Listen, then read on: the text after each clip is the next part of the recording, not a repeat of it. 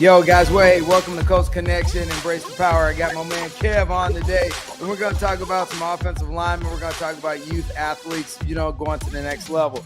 But also, I need to give a shout out to Panera Bread over here on West Shore Boulevard. Man, I want to thank those guys this morning for making me an awesome breakfast, and always Dunkin' Donuts, and definitely Durant High School for making district this week. But hey, Kev, what's going on, my man? In Georgia, what's up? Me and Mike G want to say hey from Tampa, bro. Man, how you doing, man? Hillsborough County. I know y'all at, but how y'all? We doing good, man. Hey, we were just talking earlier about, the football and about the challenges that most players have these days. The one thing that I love to have to ask you is now that you've played yourself, you've had your own career, you see where football is. What do you see the big transition from when you played to now?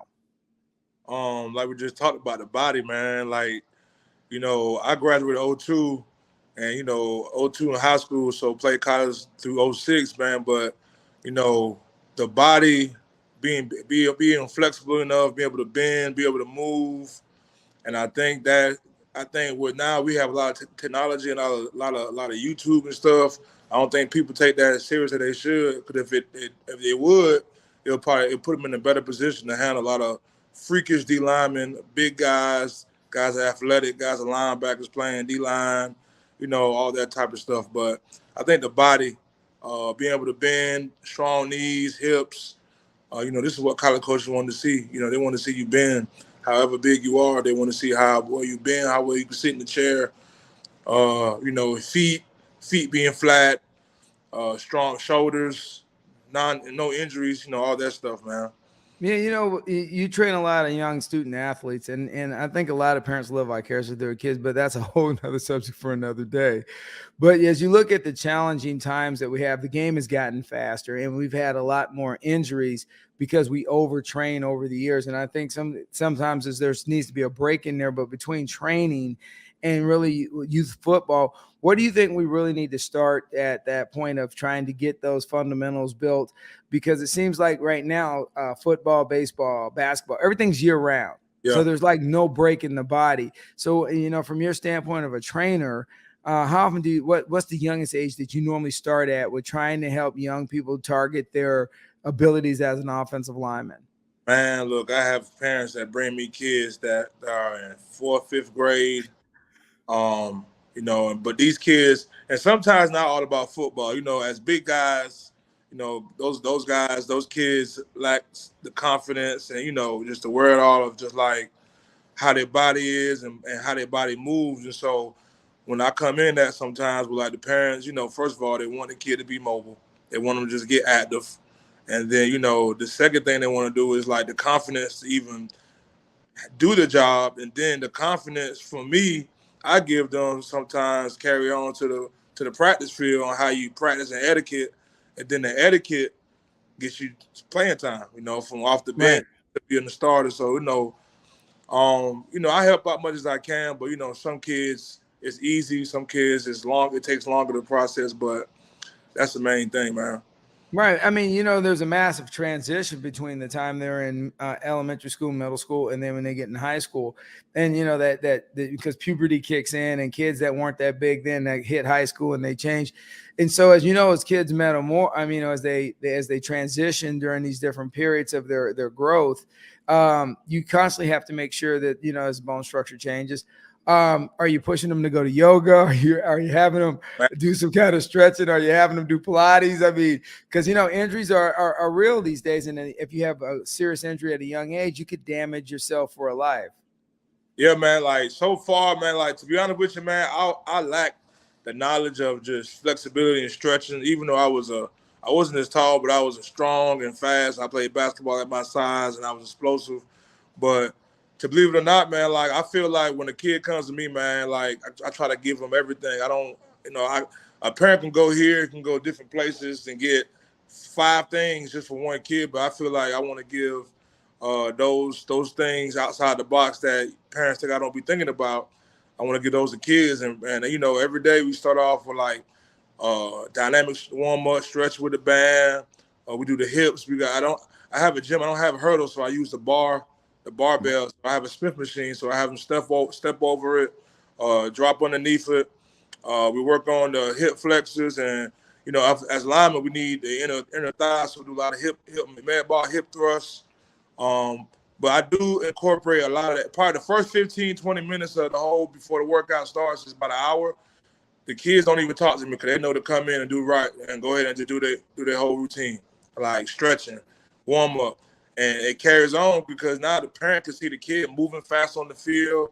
Being able to bend. You have to be able to bend to get in the stance as a young kid. Like if your stance is not right, then your success rate is not going to be high. And the cause of you not having the stance is because you can't bend, or you never bend, or you never stretched. So I do give that to all my kids all the time. Oh no, and that's great. So I mean, you work at the high school level. You played ball yourself. What did you learn from the situation that when you play ball yourself, that you wish you could have done better? Now that you've gotten older, you go, wow, man, I wish I'd have known that back in the day. What was the difference in your coaching style that when you are coaching now, that when you came through, that you think there was a lack of, that you see now, the deficiencies that you didn't gain when you were playing ball? Man, I think the lack of information for people to learn, not talking about from the coaches side of it. I think now between social media, so YouTube and all type of things, that's very informative to give you insight of the game and how the things are done. I think we didn't have that. I wasn't blessed in my household to have that.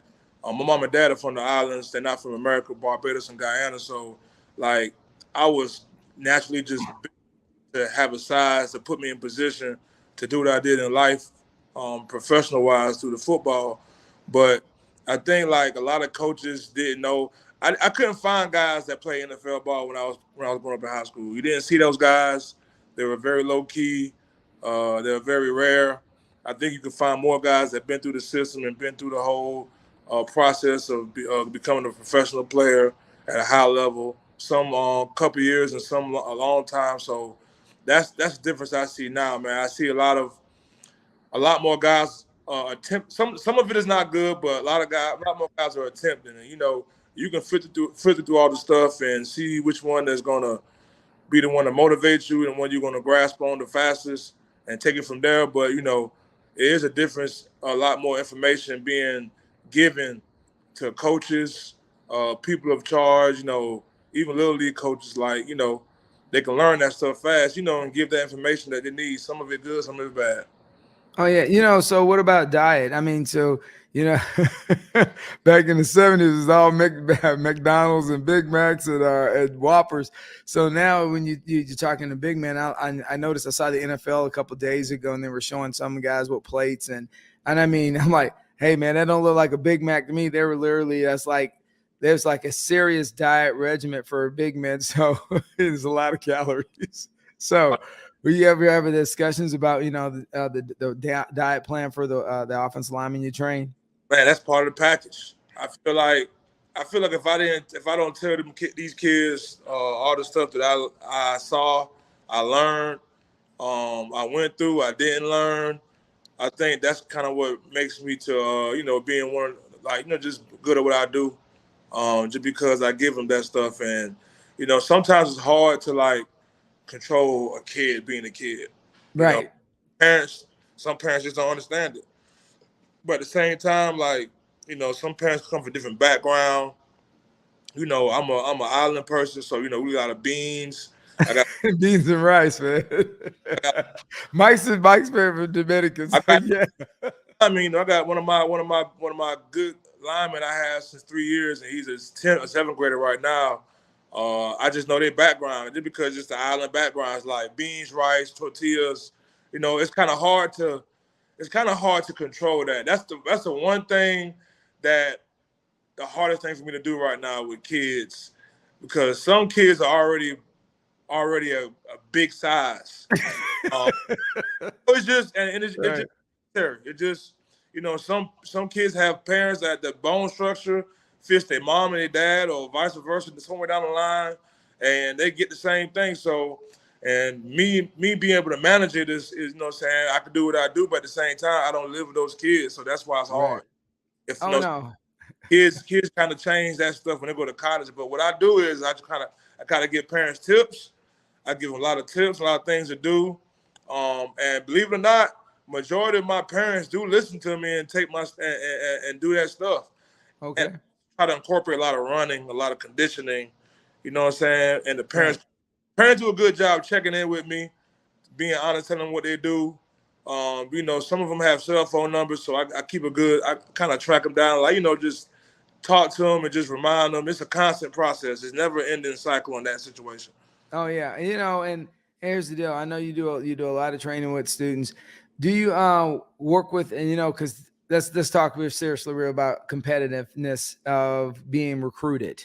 So there's a lot of competitiveness these days to get recruited or to be seen and go to camps. So I know you put on your camps and your stuff. Are you like working with a couple of different universities, or are you kind of like, hey, I think this guy's going to be a dude, because you know that's our term. He's going to be a dude. And so, do you ever work with a couple different high schools or colleges now and then and say, hey, I got a guy that's probably in my camp, man. He's going to be a dude if he stays on the path. Do you have that kind of relationship with other universities? Well, definitely your alma mater, because you'd be selling out, man. But I know, Man, but look, man, to be honest, man, like through the world we live in today with social media, man, it's kind of like between Facebook, Twitter, Instagram. A lot of guys I played with, and I was blessed to play football. Kind of a lot of guys I played with or coached me. They're still coaching, or they're in that realm of like doing coaching or scout or analysis on all levels. So the fun thing about what I'm doing now, I'm creating a player, is that a lot of those guys reach back out to me. And this is why I post a lot of my videos, because a lot of my videos, a lot of college coaches follow me. So I'm the type of person, I'm gonna do exactly what's done on the field. So that a lot of my drills, I post a lot of my drills, and those drills carry over to what the college coaches do and other high school coaches. And this is how people like or press the follow button, and you know, and then the inbox start happening. It's just a cycle, man. Like, it's an algorithm to this whole process. no, Like, I agree. And you use Twitter really well and on your platform. And I noticed I was like, somebody was like, hey, we're talking about a website. I said, well, he's really using Twitter, because right now for high school and college, Twitter is kind of like the go-to tool. So I tell people all the time is that if you're going to do private training, it ain't about having a website. It's about being available on social media like Twitter, I ain't, Instagram, Facebook. Go ahead, man. I need to get it. I need to do need to work on the website soon, but right now, man, it's just all the college coaches on Twitter, and you'd be surprised my inbox, man. Like, you know how many coaches and kids I have got scholarships just because I'm the type of guy. I'm a send it. If they're gonna ask me about it, and some of them are all the ones that talk to me. They have good relationships with me already. They know who I am. They know what I produce. They got guys that may be committed. They got the guys that be recruiting. So like every year, it's a re-up on like, hey coach, do you have any guys? And as a matter of fact, a lot of guys I play with in the Giants, like those guys I played with, had a pleasure to play with, offensive lineman wise. Those guys are in a position to coach now. So, you know, those guys I play with at Western, the DB coach at Georgia, Fran Brown. So, and I already know a lot of guys just because I got kids that go to these schools. So when I go on visits, spring games, summer visits like to Georgia, to Clemson, to schools, schools in the area, it's kind of a good thing that the coaches already know me and recognize me through the drills I do. Like, coach, man, you're doing a great job. This is all the same stuff that we do. So, but yeah, social media helps me work with a lot of coaches from all across the nation. Right. Even, So, hey, Yeah. I got So guys. let's go back. Let's go back, man. What's up, Kevin? Man, how you doing? Now I can hear you guys. We're back. But check this out. So when you tell these kids, man, they put their hard work in. Let's go back to what we were talking about. You got to tell them they ain't good. How does that work out? Is that a mental, like, excuse my French, fuck up? You know that these kids think they're gonna make it, but they're not good. So how's that work into your favor? Like, Man, you man, know, it's got to bother you because you put so much work into it. You know what man, I'm saying? sometimes, to be honest with you, man, sometimes when kids are not, you know what I'm saying, school's gonna look at a kid, first of all, if he doesn't have the talent, like sometimes his size, it's like, oh, wow, he's huge. Like, then look at the film, and then then sometimes if he's young enough, he can, you know what I'm saying, he can develop and get with the right person and become a dude or whatever, or become a bigger dude. But a lot of guys, man, to be honest with you, man, a lot of coaches really send me guys that they recruit and they just want to just help them out. So if they got a guy like me in the area, like, hey man, you need to reach out to this guy, and and work with him, man, he can help. I have a lot of that stuff going on now, but you can't really control. You can't really tell kids like I told Vince earlier. At a certain age, some kids are stuck in their ways, and then some guys are scared of to coach big time guys and tell them what they need to hear. I'm not that. I'm my type of guy. I'm gonna tell the kid what he needs to hear. I'm gonna tell the kid in a respectful way, but it's like me not being an agent, but it's like me being an agent and mentor all in one, because I'm the type of guy, and this is why a lot of parents like how I work with kids, and my whole get down, but because I don't sugarcoat nothing. Like because I was the type of guy, I got a half a scholarship, I got cut, release, NFL many times. I had to earn everything, so I'm a undrafted free agent. So my mind is not even to even have that type of character. Now, if sometimes a kid is already stuck in their ways, so I try to feed it into them slowly but surely through text messages and other things. But at the same time, I treat every kid the same. I tell every kid the same thing they need to hear. I tell them, if you don't do this, what will happen? And 99.9% of the time, I'm never wrong, because I know how the body works. I'm a big guy. I know what big guy's body can do and cannot do. And I know when the body is going to break into this threshold. And that threshold break can be a career-ending break, or it can be, it can just, you got to stay on top of your game. You got to stay available, because there's so much going on with new kids on the block, new recruits. Like, there's so many kids, and social media is getting kids in small pockets out in the forefront. So I tell every kid the same thing, man. I don't sugarcoat nothing, man. Now, hey, so you might need to get big old Mike in here, a big league shirt, because Mike talk about, I'm a baseball player. He should have been on the offensive line a long time ago, or tight end. That happens, man. Like, especially my basketball players. Like, I feel like, and I played ninth grade. I played varsity basketball in my ninth grade year of high school. I went to school in Savannah, in high school, and I moved up to Georgia, like to Creekside High School in Fairburn, Georgia. But at the same time, like, a lot of those kids they don't know. He might have not known like what my worth is really at the time, and then somebody have to show them their worth. You feel me? No, that's true statement. No, you're spot on, because I've seen a lot of kids, and I tried to tell this one guy, you hit a great point. I didn't mean to cut you off, man. This is near and dear to me. I'll never forget this. So many years ago, I had a kid playing for me, and his dad goes, "Oh, he'll be a great quarterback." I said, "Look, man, that kid's gonna be like 5'4". I said, "Put him on the soccer field, because he's fast as lightning, and he had great footwork already." Dad argued me down. So literally, he put an expiration date on his son's career. And look, I work with a lot of parents, a lot of full homes, a lot of single moms, and not even a lot of times, man, the parents hold kids back from opportunities, and especially I'm gonna be honest with you, I have a lot of Hispanic kids in my school. I'm in the Hispanic area, Hispanic and Black, and from our background, because we all from the same region of the world, we gonna work. My mama Bayesian, my dad's Guyanese. We gonna work. We blue collar. We have a family, a family business, and we're gonna fulfill the needs for family business.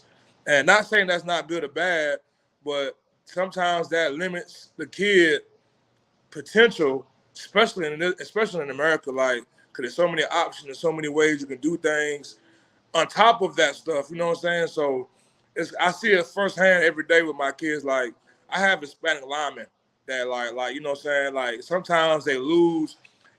Sometimes I'm fighting against something I can't win.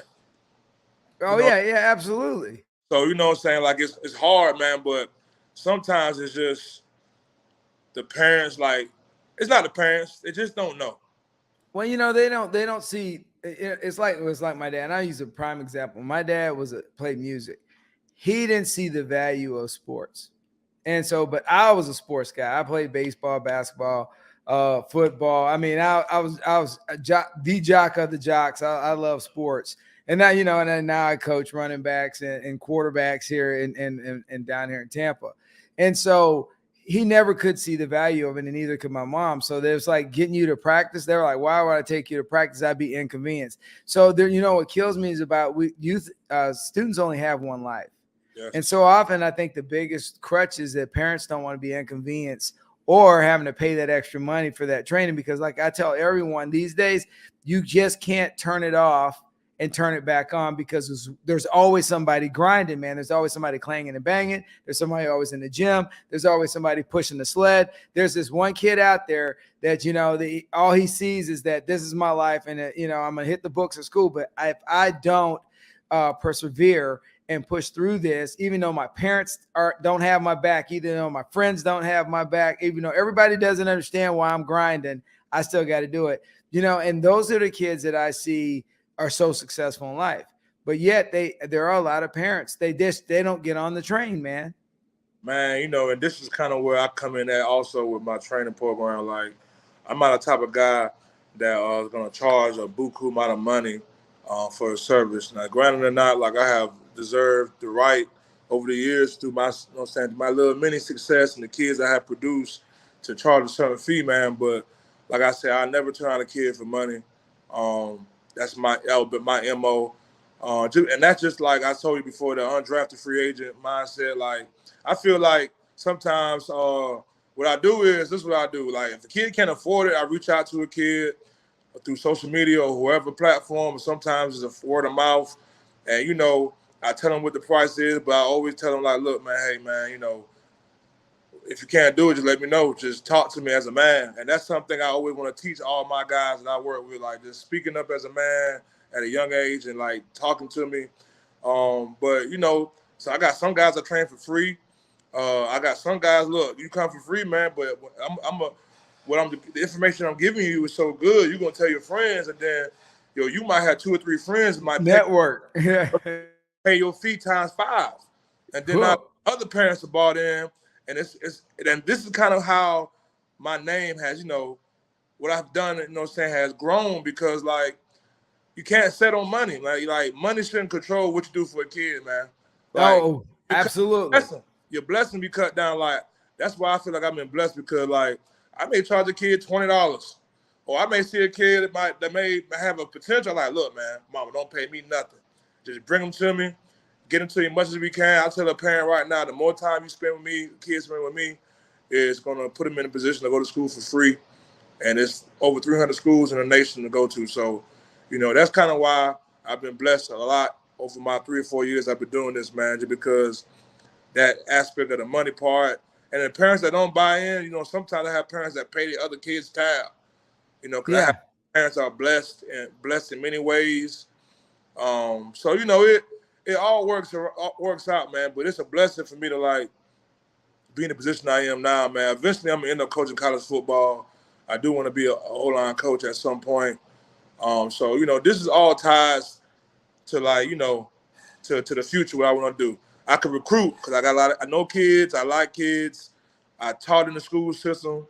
So this is kind of why I've been winning in my world with this offensive line stuff. I've been blessed, man, because can't put a price on too many things, man. Some things you just gotta give it away, man. That's right. That's right. All right, so hey, so if somebody wants to get a hold of you, right, we're gonna say, and Mike's got it up there. Go to Kevin's Twitter page, and then Kev's there. Reach out on him, DM, and then hit him up so you can get your kid some offensive line training, or just get that mentorship and coaching. But also, Kev, one thing you inspire me, and what you're inspiring others is that the legacy that you're leaving. So if you could give any advice, and as we get close to the end of this interview, if you get any advice out there to any young person right now that's going to listen to this on social media, because we're going to put it out on Instagram, we're going to push it out on Facebook, we're going to push it out on Twitter. If you can give them any advice, what advice would you give any young person that's like, thinking they're in despair, don't think that they have the skill sets, and don't think, I'm an offense, I want to be an offensive lineman, but I'm not getting the training and the needs I need. What advice would you give those people? Man, for the ones that need the advice, start with, first of all, the time you spend on your phone. It can kind of help you in life, for like watching videos instead of just spending time with different social sites. Try to, like, go on YouTube and just, like, look at the info that some of the great ones that before us that's giving the info, and a lot of the info they're giving you is 100% correct, and it's just the foundation of what you're trying to do. On top of that, then it's just spending time with reps.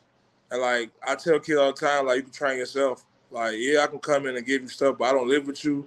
I'm just here for 2 or 3 times a week, maybe one time a week, maybe one time a month.